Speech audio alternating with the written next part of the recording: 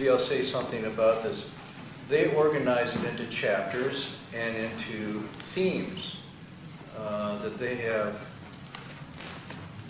probably talked about and agreed upon with the major points of his teaching, and probably some of the major encounters between him and his students. But like the Buddha, these don't occur in any systematic way. These just occur spontaneously in the sense that they happen at a time and a place, not in any organized way or even part of any assembly, but in the span of the teacher's life. So the codification, the systematization of the teachings of both Huineng, and I would argue what we call the historical Buddha, do not follow any organized sequence, like beginning, middle, end, or intermediate, beginning, advanced. These are things that people afterwards did to try to, quote, make sense or put them into some organized way. Well, what's interesting about this is that maybe they aren't that way. And I'm suggesting here that neither Huineng nor the Buddha wrote anything down. Now, in Huineng's case, we know he was illiterate and couldn't. But that's not the case with the Buddha. He was quite literate and educated and could have easily written all this down. He didn't. And so the question is, was he sloppy, lazy, or was there some design in him not doing this? And I think if you look at the teachings very carefully, you'll see built into them is a design that these teachings are not meant to be turned into a kind of systematized philosophical school of thought, but rather were expedient devices that came upon a moment of a teaching where a student and teacher had a relationship and the teacher spotted that entanglement or not, and we use that word that the student had, and then used a skillful teaching, and sometimes it was silence, to untie that knot. Once the knot was untied, that was it, and the teaching was over. So this lively, spontaneous, engaged, dialogical method was at the heart of this teaching and remains so. And while we organize it and put it into a text, and some people organize it further into a whole hierarchy or a progression, it's really something that's been done afterwards. Now, if we can remember that, we can avail ourselves of these teachings and use them really well, because without this, we would be lost, of course. On the other hand, we have to remember when we're doing this that we are looking at someone's organization or arrangement of it, and not necessarily how it was intended to be taught or how it's intended to be studied. So I just want to throw that out there for your consideration, because I know there's a lot of people make attempts to turn this into a rational philosophical school of thought. And the Buddha, to my understanding, and if I'm reading the text correctly, not only did not do that, but actually cautioned against it. Now, that would mean that we have to take these teachings almost in a dynamic and catalytic way rather than a dogmatic way. And we have to be seeing them as something that's working on us rather than something that we hold or possess or even believe in. That it's some kind of rubbing device. Like if you take sort of rocks and you put them in the, we used to do these in the 60s, that was a cool thing. You got one of these machines, you put the rocks in with a kind of sand, and then it rotated and rubbed and rubbed and rubbed, and pretty soon the rocks came out nice and polished. Nobody knows what I'm talking about here. Okay, some people do. Okay, and then if you're really cool, you might put little things on and make a necklace out of it. But it always amazed me, out of these coarse rocks could come these beautiful things, but through friction and rubbing. And I think in the same way, the teachings are meant to be that sand and that grist that works on and rubs us. So as we encounter the text, we should be encountering not so much trying to get at what did the Buddha say or even what did Huineng mean, but almost like what is he doing, not even to this disciple, what is he saying to me about how I might be different or think different or become different as a result of encountering the text. So in this way, the text has a lively contemporary purchase. It's not something that was done then and there for somebody else. But we take the spirit of this rather than the letter and ask, okay, is there anything in this that I have a knot in that I might learn from? So the result should be, after we encounter these teachings, we either are changed, we're about to change, we're challenged to change. We might even be a little stirred up or upset, because when sand rubs, that's how it kind of works. So I just wanted to throw that out because, you could say, well, why weren't these encounters put in the Lively Encounters chapter? Because specifically they seem to be about this issue of what's called the direct and the gradual. But we don't know when they occurred. So let's get into the text. We're starting with a Bhikshu Zhi. What's the tones? I'm going to do some Chinese tonight, so my apologies in advance.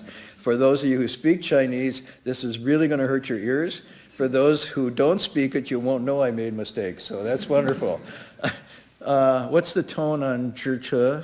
Fourth tone, Che. And Zhi is? Zhi, also four. Oh, so she's doing Zhi Che. Two dropping tones, okay. And that means what?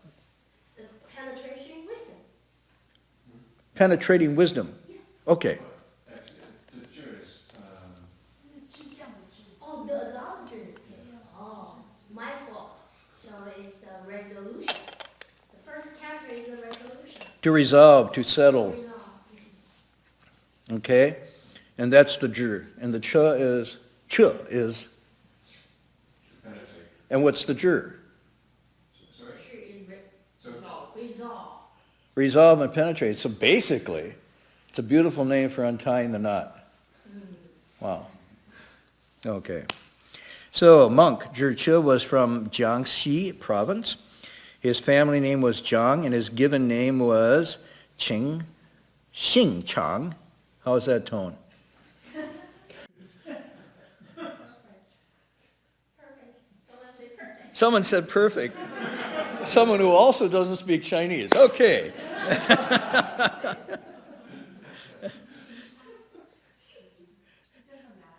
It doesn't matter. Whoa!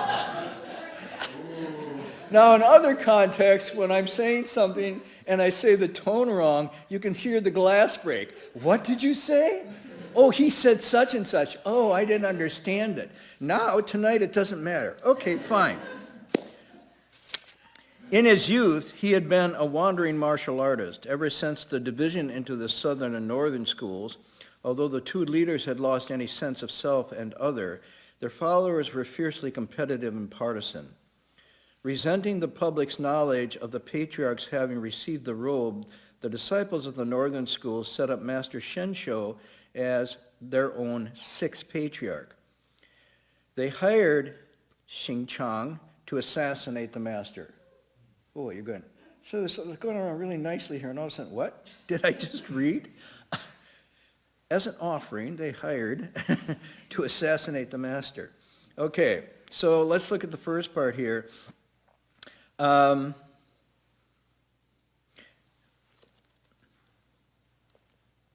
He's not a monk yet. So although the title is Bhikshu Zhi, he's still a wandering martial artist in China at this time, and he's probably pretty good. He's pretty good. And sometimes martial artists make their living by hiring out their skills and services in this way. Either as bodyguards. One of my teachers was a bodyguard on the Silk Route, a skilled martial artist. But since not much happening on the Silk Route anymore, they do other things, like open schools and teach soft Americans like me to imitate this. In this case, he seemed to have been available or enticed into hire. We don't know how this happened. Now, so the background of this, the southern and northern school, Huineng has been then called the southern school because he was located mostly in the southern area, and ironically, or maybe for the same reason, he originally came from the south. The northern school was Shensho. So remember after they had the contest and the Dharma bowl and robe was given to Huineng, he was told to take off and hide because his life was in danger. And he did that. He hid for a number of years before he started teaching. And he was actually running away from, not Shensho in particular. We never got the sense that Shensho had this vehement hatred or jealousy, but he did have some. But clearly his disciples retained this. So now they're in different schools and they're both teaching. Huineng is not hiding anymore.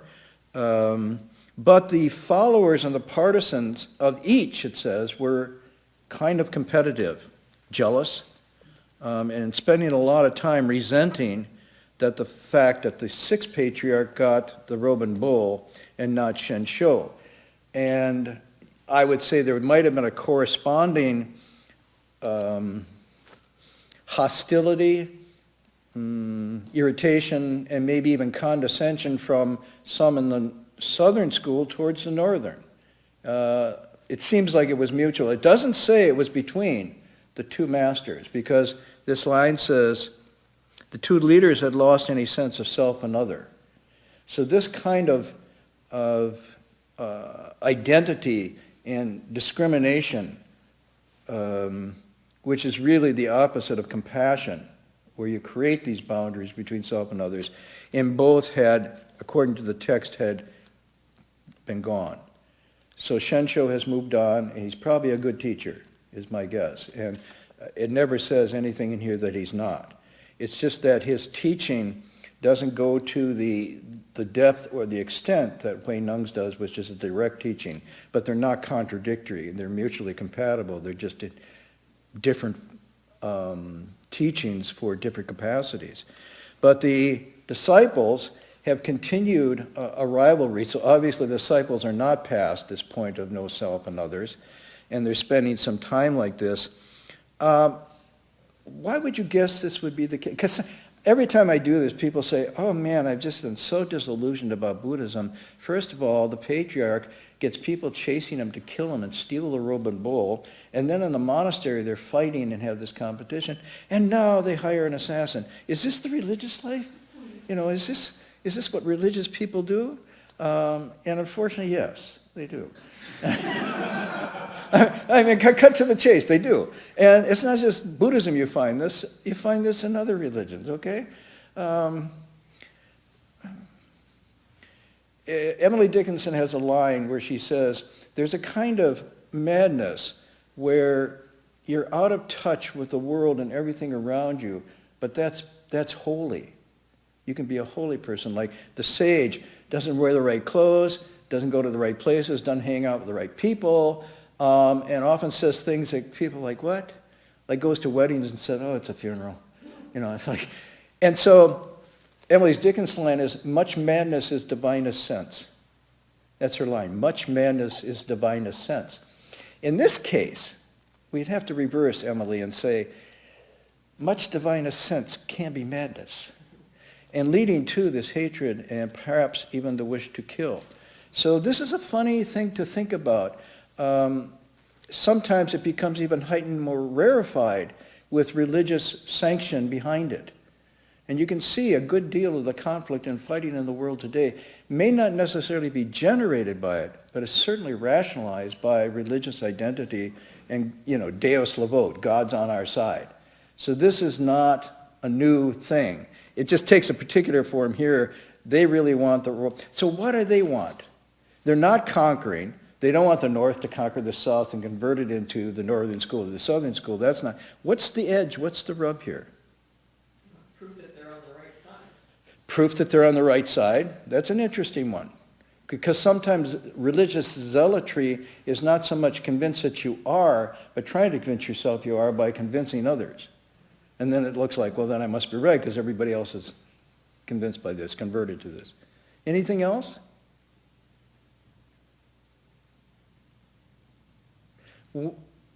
You're thinking something? Recognition. Huh? Recognition, I mean the fame, the name. Fame. On your name, get on the history book. Now, who would get the fame? Everyone, yeah. If you thought about it, if the northern school is following Shen Shou and he's not really the sixth patriarch, how can any of them become the seventh?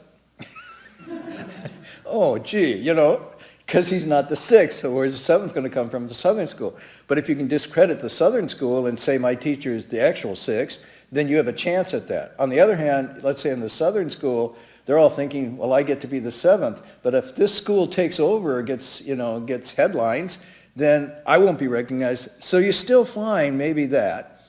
You also find, and this is the case in Buddhism, Buddhism is very concerned with monastic life, with avoiding three central things. One is power is a corrupting influence. For monks and nuns, sexuality outside the norms of their vows is a corrupting, and then money. These three things, money, sex, and power.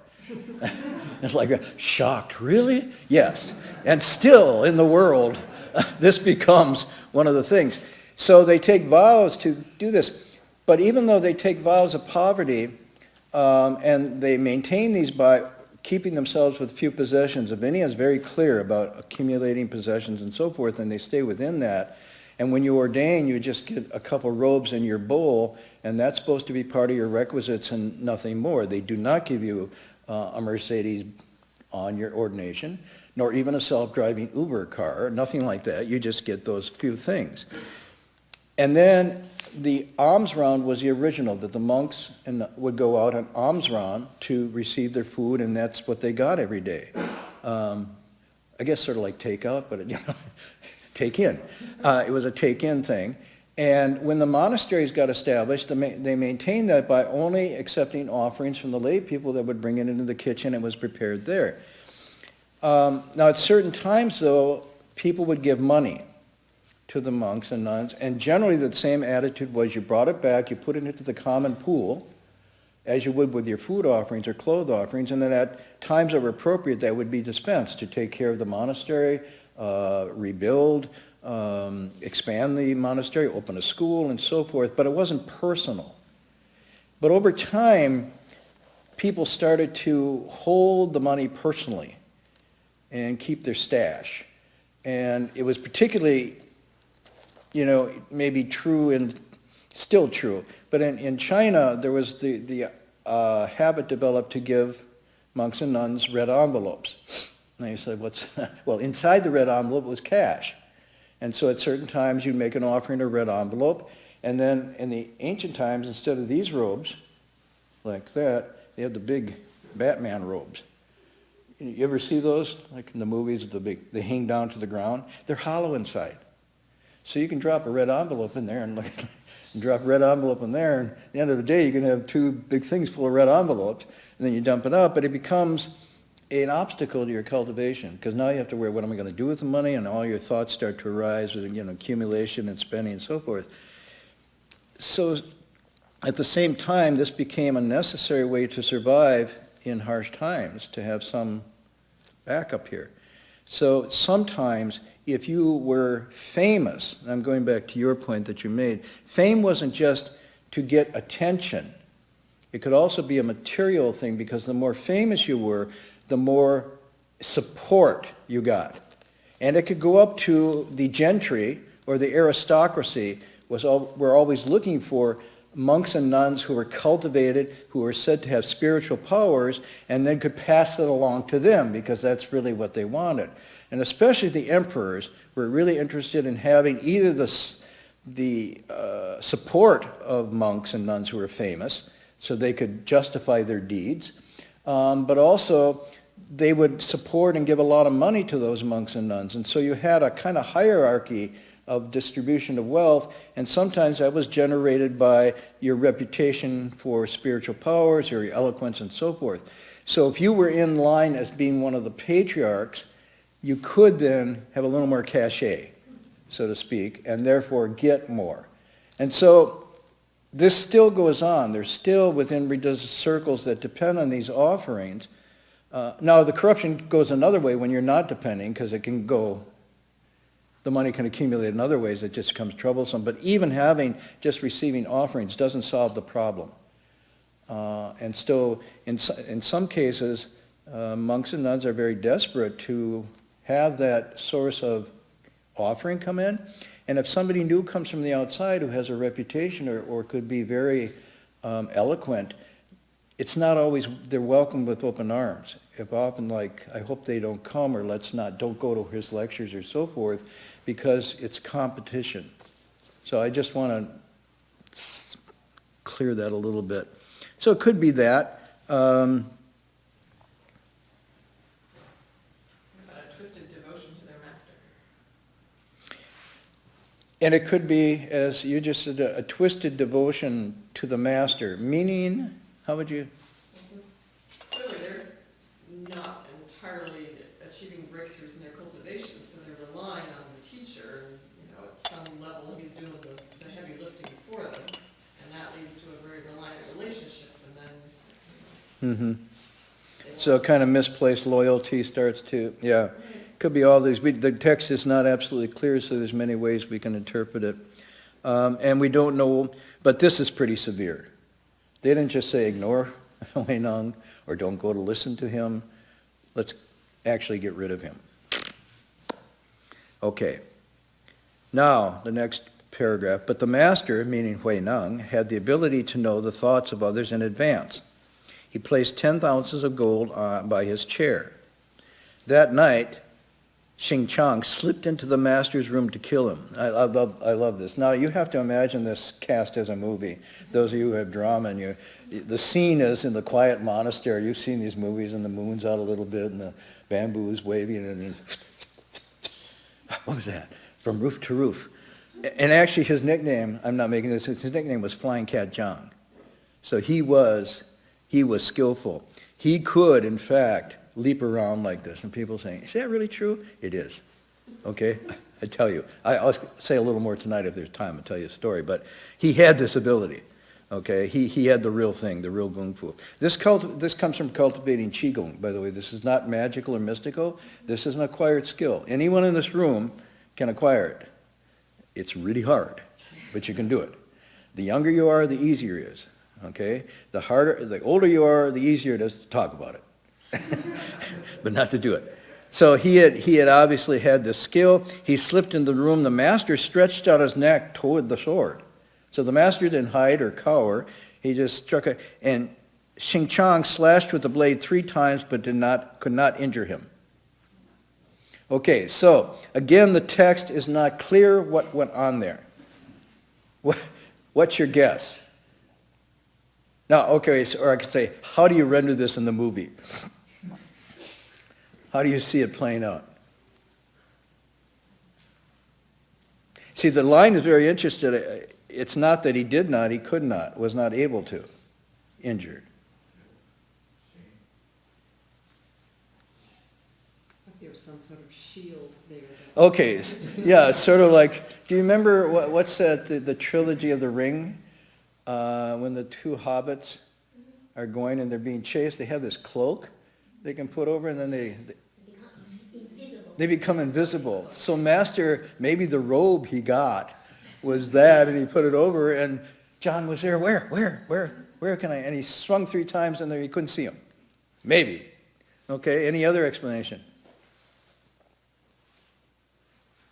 Or maybe that teacher of master, his hand shaped, so he cannot. Oh, that's interesting. His hand shook Yeah, shook. because. Well, shown by the virtue of his master. That's really interesting. By the virtue of the master, although he wanted to, when he actually encountered, because he probably never encountered him before, he thought this was this bumpkin illiterate wood gatherer who was a pretender to the throne, so to speak. And so he was expecting to meet a hypocrite, a scoundrel, a sham man. And all of a sudden, as you might say, because we know this from others, the virtue of the master, even without words, showed in his comportment and his person. And so he might have, just been really wobbly with his swing at that point, and maybe not even given a full swing. Maybe kind of like, I hope I missed, 3 times I tried. So that's another explanation. Very interesting. By the way, this happened to Great Master Hui Neng. I was going to talk about tonight too. When Master Hui Neng was traveling, I believe in Shanghai, he was on a bus on the outskirts, and bandits boarded the bus. That happened to me in India. No, we're going to Shanghai. So they boarded the bus, and they were robbing everybody by knife and gunpoint at that time. And they came up to Hui Neng, and they actually put their palms together and said, "No, Master, you sit still. We're not going to trouble you." And they went to everybody else. And at that, you could say, well, because he was a monk and he didn't. No, he had the robes, right? So they figured if he's got red envelopes, they're in there. We get them. Monks were not necessarily poor. Actually, monks could have been a real target because they had more money often than others because it was given to them. But they didn't harm him. And apparently, something about his virtue and his presence moved them to just say, we're not going to mess with you. Not because they were afraid, because of a kind of a respect. So it could be something like that. Anybody else? Got some seriously strong neck muscles. Yes. Okay, so let's hear that one. Seriously strong neck muscles and seriously dull blade equals no harm. Okay? What do you mean? I mean, he probably knows how to work with his chi too. So the great master Hui Neng had a kung fu too. Right, in the movies it would be rendered as boing. Okay, so boing, right? Or he had some, the steel rings on. Is that what you're thinking? Well, not exactly. What are you thinking? Oh, I think he has iron neck. Iron neck, literally iron on his neck, or yes, iron neck. His neck is like iron. Oh, he developed that kung fu. You get that by ramming your head into a wall a lot of times and makes an iron neck. So go home and try it. No? Okay. In the movie version, the blade would even crack. In the movie version, wow, the blade cracked. So we have different things here. It could be he struck and it didn't penetrate for either iron neck or divine protection, if you want to use that language. I also can imagine the Kung Fu basis, which is his ability to just move, made that miss. Made it miss. I will tell you a story along these. I studied martial arts for quite a while, and I thought I was pretty good at it. And one of my teacher, Master Hua, really never seemed to do martial arts. He mostly lectured and taught and did poetry and stuff like that. And so, now there's another monk, if I have time I'll talk about tonight, who was really a martial artist monk that I met and studied with. And he struck me as the real thing. Whereas Master Hua was virtuous and kind and often soft. You felt very like a soft grandfather, but not as a martial artist. So I remember one time Hung Sher and I he was on his seat eating lunch, and he called us up to talk, and Hung Sher was on this side, and I was on that side, and he was mutually encouraging us and scolding us back and forth. And I had the thought at the time, as he was scolding Hung Sher, that if I got really scolded, I could use my kung fu. I had that thought, because it was pretty strong, and he was raising his hand because he used to have a cane. I thought, oh, he's going to knock Hung Sher in the head. So I thought, if that happens to me, I will do my...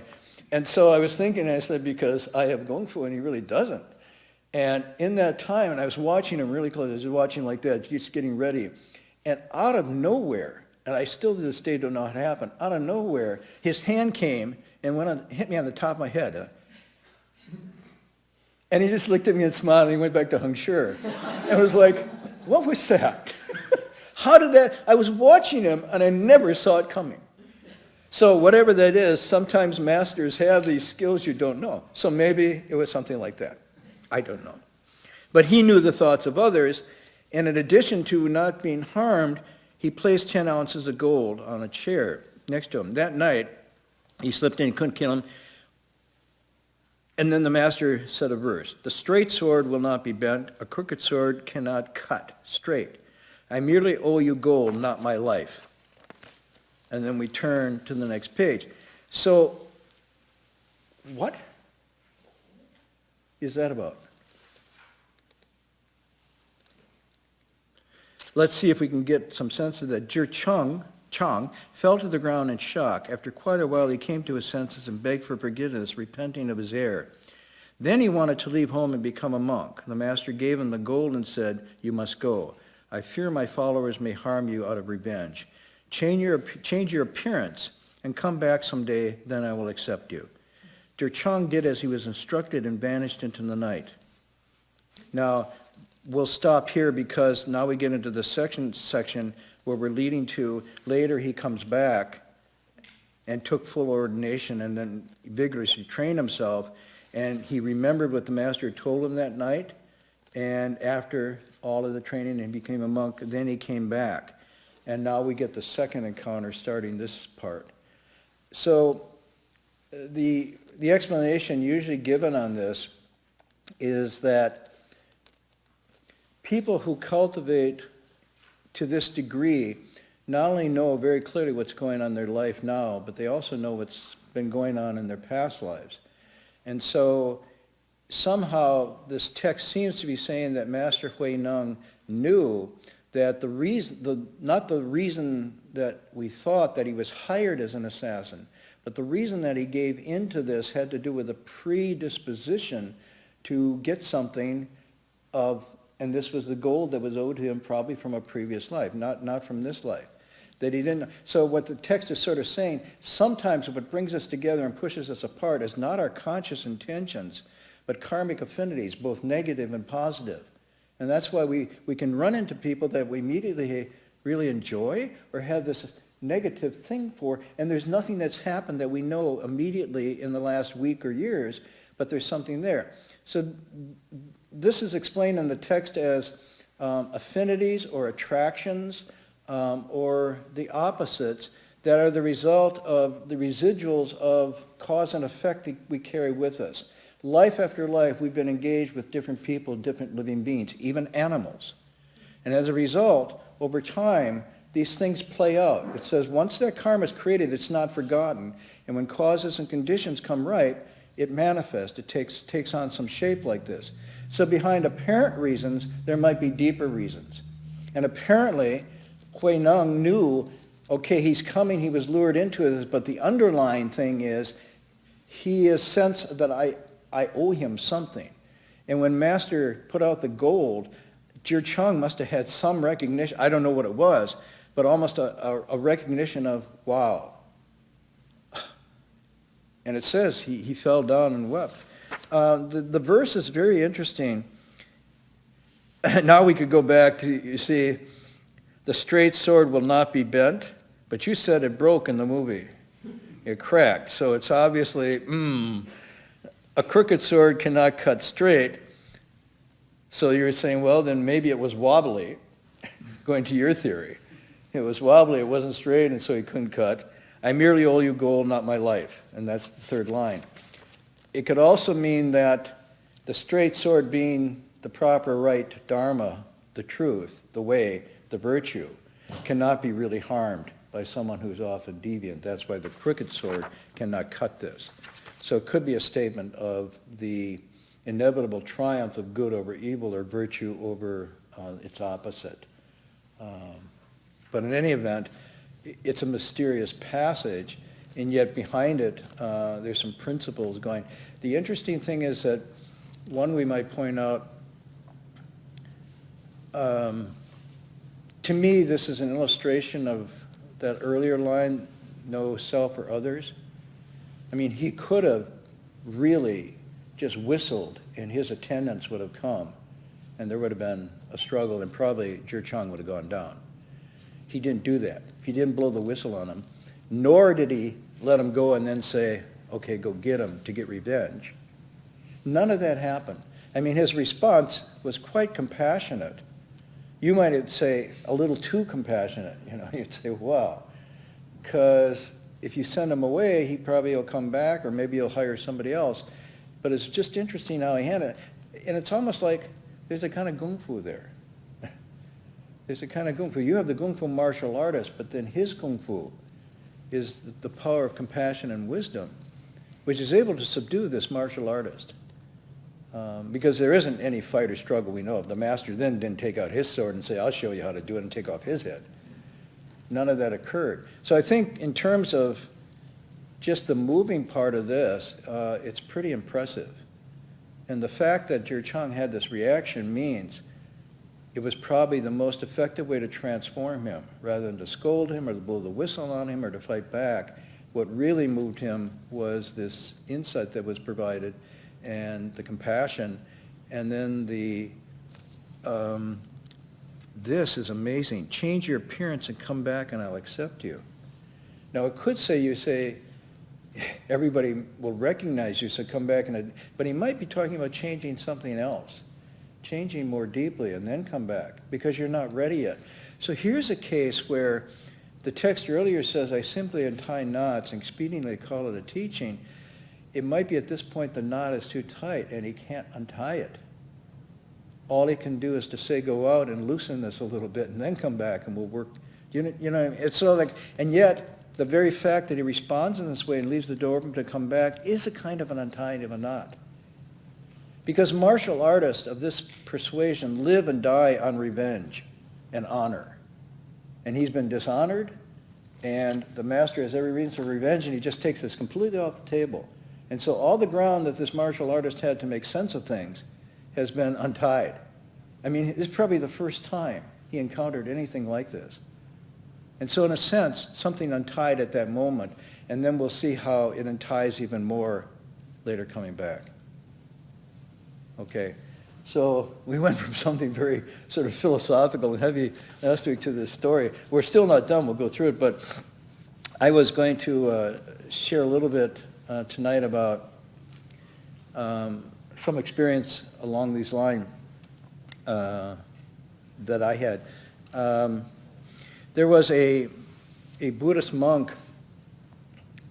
He was born in 1902 in China, and then died in 1989.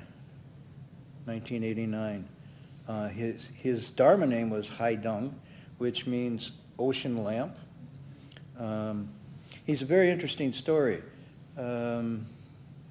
His family name, the name was Fan Wu Bing, and it had something, the meaning of it, and I don't know the characters, had something, because I heard this, had something to do with Bing being sickness. And so it meant resisting or pushing away sickness or something, because he was a very sickly child. And his parents gave him the name as an auspicious name to sort of say, this child will fight off sickness. So sometimes parents do that. They don't give you the name sort of a family or you deserve. They give you a name that will be sort of a support for you or something you might grow into. So they gave him this name of kind of warding off illness or something. So the story about him, I could go on a long time. There's not enough time tonight. I want to pull this together because I met him and knew him and studied with him for a while, and I really want to get his bio together, and I can tell you a little bit of what I know, but mostly what I know, my experience from him, and then later maybe you can talk more about it. Apparently he was very intelligent as a child. He was very fond of literature. Wasn't a STEM guy. He was really fond of literature, the classics, Taoist, Confucian, Buddhist, and also very fond of martial arts, which is very interesting because it's the one and the wu. Tones, Locke? One wu. One is the literary, wu is the martial. He was bright enough to get accepted into Sichuan University when he was 19 years old, and he went, but he could only go for a semester, and then the family didn't have enough money to support him anymore because he was from a poor family. The reason he's from a poor family, I'll explain a little bit. His mother died when he was 5 years old. So he lost his mother, and then his father was killed. And so at that time, the extended family had no money to support him. So he left the university and he went to the Sichuan Special Police Academy or College, which is, I guess it's not quite West Point, but it's sort of like a kind of school training center that you're not just learning police skills, but you're getting some background like that. But he tired of that after a while, and largely it's very interesting, he tired of it, according to him, because he couldn't stand all the busyness and the people. He wanted solitude. He wanted to be solitary. And so he started wandering around and went from various Taoist masters to Buddhist masters. And then in 1937, so now he's 35 years old, he finally leaves home. He leaves the home life. Now, the story, the way I heard it in the time that I studied with him, is he went from various Taoist masters to Buddhist masters, but the Taoist to the Buddhist wasn't just to go from Taoism to Buddhism, it was also a string of martial arts teachers. He was primarily going to the Taoist teachers for martial arts, and then the philosophy secondary. And then he found out that some of the best martial artists were also Buddhist monks. So he started to transition over to them, ending up for a while at Shaolin. Shaolin was burned in 1928, but he was there prior to that and learned quite a bit, and many of the teachers there were Buddhist monks. So some of his best teachers in the martial arts were these Buddhist monks. And so something happened to him, and I'll explain later what it was, but in 1937 he decided not to just study anymore, and so he had his head shaved and he took his vows and became a monk.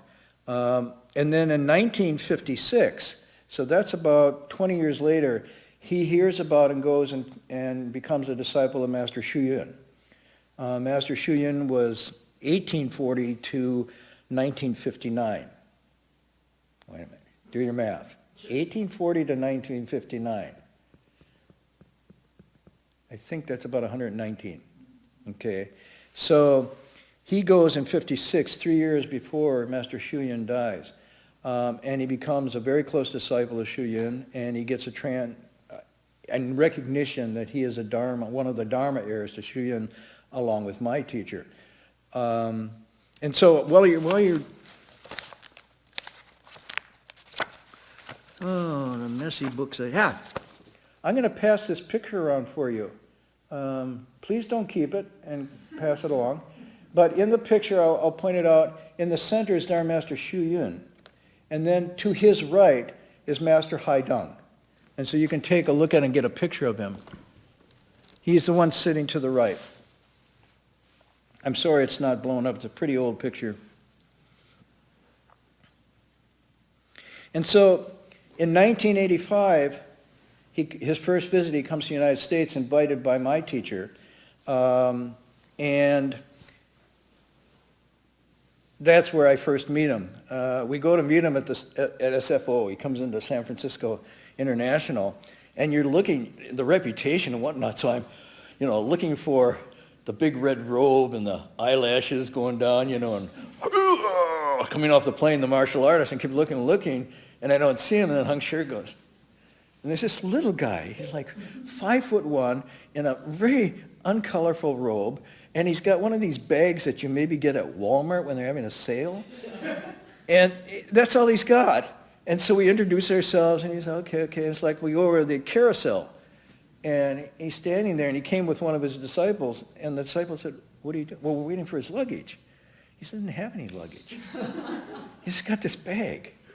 "Really?" "Okay." He said, "Well, he did have luggage, but he gave it away to somebody."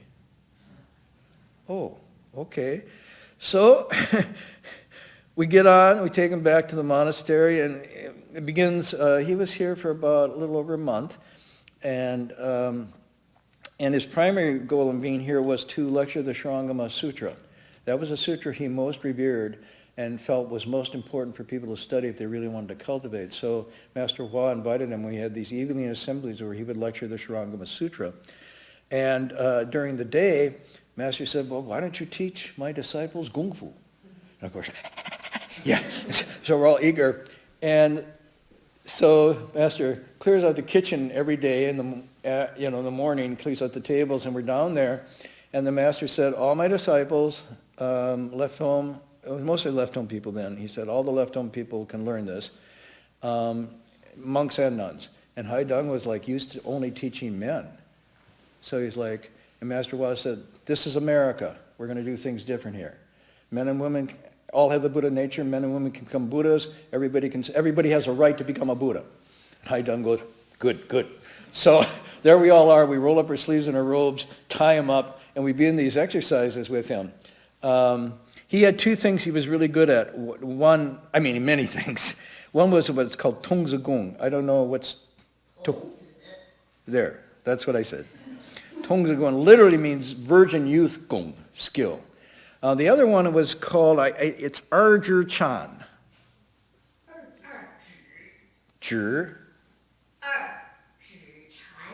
二 Zhi Chan. Literally one finger handstand. 指， Oh, sorry. Zhi Chan. Thank you. See, it does matter. It does matter. Okay. So the Tongzi Gong were a series of exercises based on ability to do a kind of qigong that came from, I'm just being frank with you, a virgin lifestyle. In other words, you did not engage in sexual relations. A certain qi accumulated as a result of that, and then you could take on these exercises. Without them, you wouldn't have the internal strength to do it. I'm just telling you what it was. The one finger stand is the penultimate of being able to master that energy and move it around. And that's why him mastering this made him, I think for, 30-some years he was undefeated martial arts champion in China. And in one event, this is really the case, an American came to challenge him. And at that time, the platform for the competition was about 6 to 8 feet above the ground, that way. And so the American was there, and Haidong was there, and the American was looking for the steps to go up to the platform. And Haidong just went up. And the American looked at it and said, I'm out of here. I'm not even going to match this. So when you say the flying cat Zhang, this is real stuff, okay? Anyways, so we start to study with him. And at that time, I had been studying martial arts, both in the Chinese martial arts with Shaolin and Tai Chi Chuan. But before that, really got into Taekwondo and had a black belt and all this sort of thing. So I thought, I'm going to really do this. And I can remember the first day we had a workout. And he said, today I go light because you're all beginners, And we went light. And after that, I was on the 3rd floor of the monastery, and I went to go up the stairs, and I could not raise my legs. Literally. They were so sore, especially my thighs. And I was literally, honk, and then lifting my other leg. And Huineng comes up the stairs and looks at me and he says, college kid. I think what the expression was, let's see if I wrote it down because I don't want to get the Chinese right of this. Da shui sheng. 大学生， Yeah, da shui sheng. It's like, and I asked Hong Shi, was that a compliment? He said, no, not exactly. And so we continued to study with him there, and then a couple of us had the privilege to, Master Hua let us go back with him to China to continue our studies, so we went back and stayed with him and studied in Hong Kong. Unfortunately, at that time, we couldn't get the clearance to go into mainland China. This was in 85, 86. It wasn't possible for us to do that. So we were just able to study in Hong Kong with him. And it was real privilege. It was also real humbling to realize that. Whew. And the other monk that came with me was very interesting. The other monk came with me, really wanted to learn the martial arts. And Haidong looked at him and he said, you're not ready yet. He said, no, I'm in really good shape. I'm younger than me and so on and so forth. And Haidong said, no, you're not ready inside. He said, your mind is not right. He said, what do you mean? He said, study the Sishu, the Confucian classics first. Learn how to be a good person and a filial child. Then when your heart is ready, it can teach you this. Because when we started in the monastery, he says, I'm not going to teach you how to fight. I'm going to teach you how to not fight. We're all going, oh, we want to learn how to fight. And he said, a really good martial artist never starts a fight. And he said, but I will teach you how to not fight, how to take blows. And And we say, well, why would you teach us that? He says, some of you might become teachers, and it'd be very useful when your students punish you. It's like, and Master Hua is laughing. At that time. What did that mean? And so that's how we started. So the first time, I just go back because I'm trying to pull all it together. He invited us. Master Hua said a couple of you could go over to his hotel. He's staying at the Geary Hotel in San Francisco, and see if he'll accept you as students. So this monk and I went over there because we were the most martial. And we walked in, and he said, oh, he looked us over. Same thing, college kids. He said, okay, minimum, you can learn Tung Tzu Gung, but you have to do this exercise. So I can't show you the exercise, but it's a very basic beginning exercise to getting to the one finger thing. So we looked at him doing it and said, we can do that. And we started. And after about 3 or 4 minutes, we were just wobbling and sweating. And he was just sipping his tea and looking at a lot, sipping his tea. And then finally, we both gave up. And he said, whoa, that was 3.5 minutes. Minimum 15 to study with me. Whoa. And then we went again. We got to 4.5 minutes. And then he sighed. Okay. Master Hua said, we'll let you come anyhow. And then the TV was on because a disciple, not a monk, had come with him, and there was a martial arts movie on. And it's like, you know, I don't know, Bruce Lee or something. And his disciple was like, oh, American movies are really good. Haidang goes, we said, what? And the Hung Shui translates, he says, that's not real martial arts. He said, oh, they're kicking and yelling and punching. That's not, a real martial artist would never get into a fight like that. He said, a real martial artist is almost invisible. He said, look at the airport. You guys didn't even see me. Oh, yeah, right. And he said, and it's really interesting, he said, and a real martial art only needs one punch and it's over. And so it's like, wow, that's very interesting. So that was one of those first things. Anyways, we studied at the monastery. We did this. We went back with him. But the interesting thing that happened when he came and he and Master Hua met, this is very interesting because they're both, I didn't know at the time, but they were Dharma brothers, both under Shu Yun. And so it was very funny. The car, we pulled up in the car, and Haidang was getting out of the car, and Master Hua reached over to give him a hand to pull him out. And all of a sudden, he just like flew out of the car. And Haidang went, whoa, my brother, you know, this, not this. And I'd never seen that happen before. So it was really funny. But the real thing that happened during lunch, they recited poetry back and forth. And Haidang recited his poem, and Master Hua just listened, wow, really like that.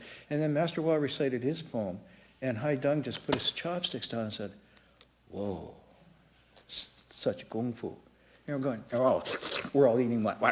You know, he says, you guys don't even recognize your teacher. He says, the sound and the content of that verse is he's wasting his time with you guys. Like, well, you know, and then we're slopping it in, and every day he had a small bowl half filled with rice joe and little vegetables. That's all he ate, once a day. Less than 5'2", one bowl a day, and I thought, this guy's a wuss, right? But when we went back to Hong Kong, he had 2 skills. One, he could take beatings on his body, except for the head, with baseball bats, bamboo clubs, and whatnot, because he had the skill, and nobody believed that. So the TV station there said, come down and show us. And he said, okay, I'll take off my robe, not my T-shirt, but you can look under my T-shirt if you want, and don't hit me in the head. And then we saw him go through that, and it was real. He could actually take these blows on his body, and there weren't bruises or anything. Why do you think he did that? Why did he feel he had to show that? Well, at that time, there was this whole thing that he was a fake and a phony. And so he was saying in a sense, I thought he was saying in a sense that this Kung Fu that you develop from the Dharma teaching to this is real stuff. And maybe that's it. Maybe as an expedient means to show his disciples, because he said, no, I'm being honest with you, he said, these disciples that are following me will never get it. They think they're going to get it, they're not going to get it. I said, why will they not get it? He says, because they chase women and they eat meat and drink wine. And they won't have the Kung Fu to learn this. But they were also coming from the Red Guards, and so he had to stay with them. And this is a conflict that went on throughout his life, because he stayed in China. For example, they came to study with him, this is a true story, they came to eliminate him by assassination when he was studying because of his reputation as a monk. And the story that he told was, they came and he said, "You will kill me, but before you kill me, I will take out 10 of you. Which 10 will it be?" And they thought, And then, could we study with you? And so he taught them, and they studied with him, and they actually became transformed. Many of them became monks and left. But he said none of them will ever develop it because of these habits. At the same time, when they finished, they came and they made a biography of him, which was edited to the standards and the wishes of the government at the time. And they said, "You need to sign this or, you're going to go to jail." And so Huineng is really clever. He signed it. And what he wrote in Chinese was, "I did not write this," instead of writing his name. So the book really never got wide purchase. Anyhow, where was I now? Oh, so when they met, Master Hua and him met, there's a very interesting exchange where Master Hua said, "You and I are Dharma brothers."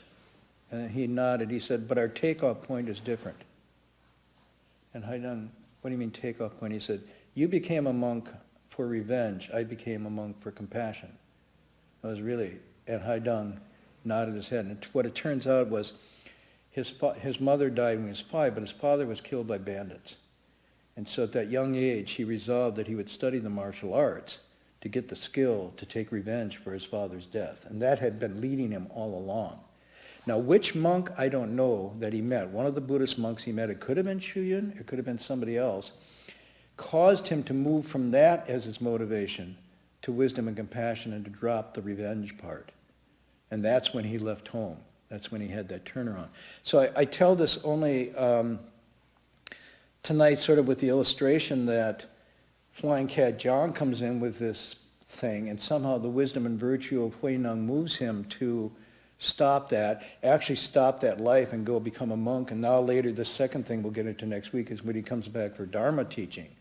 But you might think, this just happens in movies. Or it actually was illustrative of Huineng's life as well. So it's just worth...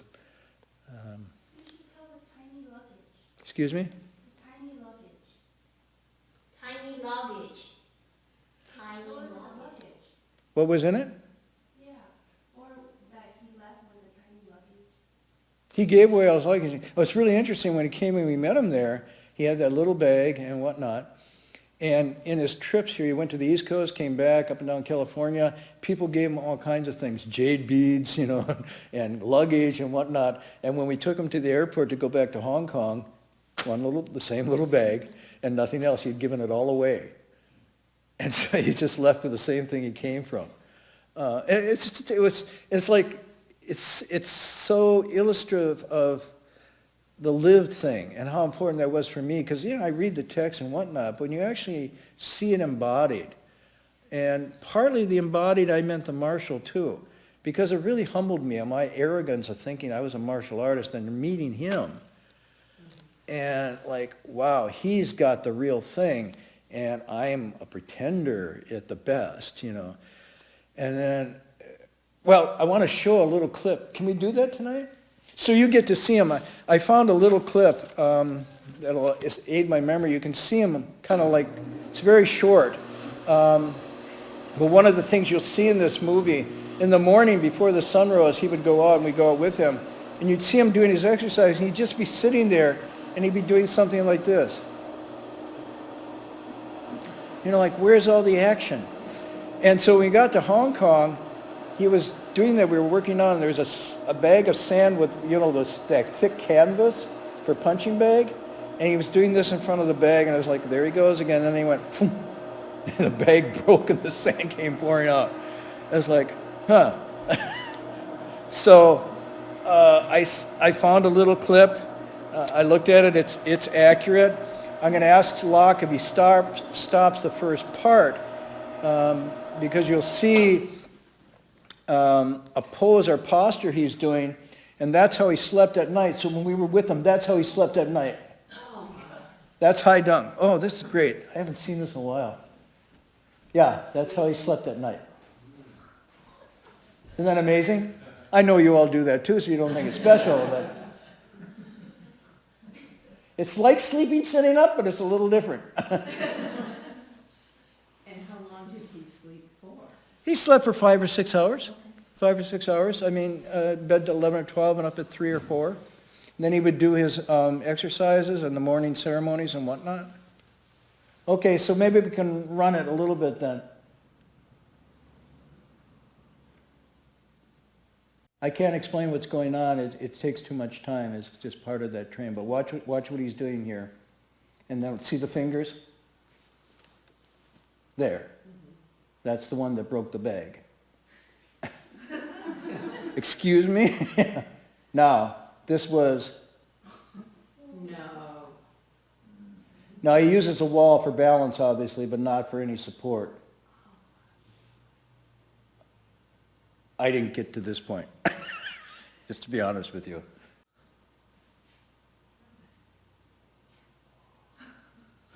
In any event, I wanted to show you because you get a feel of his person, of his presence. Also, you can't see, but if you saw the picture, you could see he's quite small. So it wasn't external muscle. It was an internal thing. And mostly, he treasured, when he came here, was not teaching us martial arts, but the chance to lecture the Shurangama.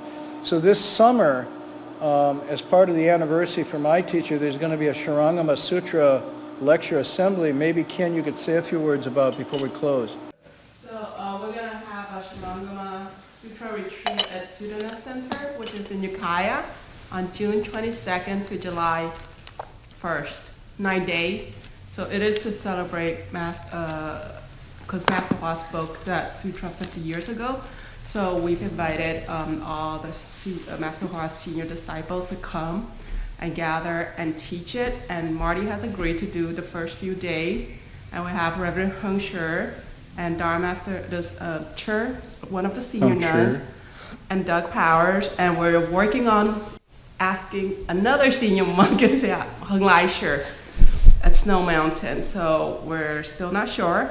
But it's going to be a reunion, basically. So it's the schedule is basically 5 sit, meditation, discussions, lecture in the morning and lecture in the evening. So it's a very rare opportunity, and the spaces are limited, and it's going fast. So we haven't even put the poster up, and half the things already filled up. So we're going to put a poster up next week. Sorry, late. Both Master Hua, Haidung Fasher, Xu Yun, all put the Shurangama text at the center of their cultivation. Many people see it as a very profound philosophical text, which it is. But embedded in there are the essentials of real practice that you can use. And he was engaged. He used it in this engaged way. So more than what he taught us in martial arts, and I only absorbed maybe 20% of what he could teach me in that period of time, he was more happy that it was the Shurangama Sutra that he was able to share with everybody. And so when Master Hua first came here, the first assembly that he had in San Francisco was the Shurangama Sutra, and that's when some of the first monks and nuns came down from the University of Washington who were students there, still not monks and nuns, and came to study for that summer session. So we were thinking to honor the teacher rather than have a big ceremony and a lot of hoopla and things, which isn't bad necessarily, go right to honor the text itself, to honor the teachings that they brought, and see if we can. Of course, our talks aren't going to be as penetrating, as interesting, but maybe 5 of us together will get 1/5 of what they would do or something like that. But even if we don't talk well, the chance to sit down and meditate and study that text as a group is a really worthwhile experience. I guess it will probably fill up pretty quickly because there's a limited capacity we have. So anyway, that's it. Next week we'll go on to more. I'll continue to compile this. I'm just beginning to compile stories about my various teachers, and he's one of them. Tomorrow is Patriarch birthday. Oh, really? Huh. So this is appropriate to celebrate on the eve of his birthday. Okay, so this, I'm showing you. I may have to go up higher. This, I won't show you, I can do it because, starts with, goes from here, goes from 3 to 2 to 1. And then, but here's a progression. It goes from here to here to here to here to here to here. That night, we did that. Eventually, I got to that. I never got past that. And that took a lot of work to do that. The thing that's going on, the more you do this, the more you realize how your diet and habits reinforce that. You don't realize until you do it. And then when you start doing it, you realize, well, if I eat different, I do oh, it's a little easier. Oh, it's a little easier. And it's like, oh, so that's what it's about. Huh. Okay, let's do the transference in English. May every living being, our minds as one and radiant with light, share the fruits of peace, with hearts of goodness luminous and bright. If people hear and see how hands and hearts can find in giving unity, may our minds awake to great compassion, wisdom, and to joy. May kindness find reward. May all who sorrow leave their grief and pain. May this boundless light break the darkness of our endless night. Because our hearts are one, this world of pain turns into paradise. May all become compassionate and wise. May all become compassionate and wise.